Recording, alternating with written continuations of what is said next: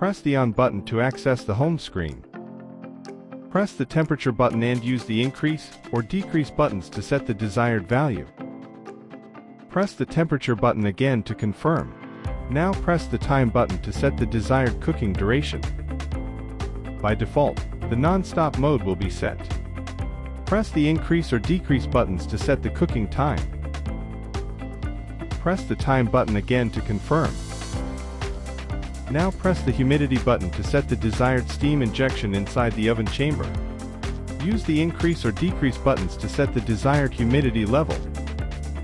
Press the humidity button to confirm the value. Finally, press the turbine button to set the desired airflow inside the chamber.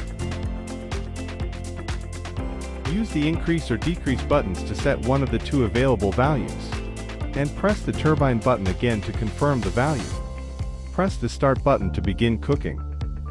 Preheating will start, and when it is finished, an alarm will alert you to insert the trays. Finally, insert the tray and wait until the cooking is finished.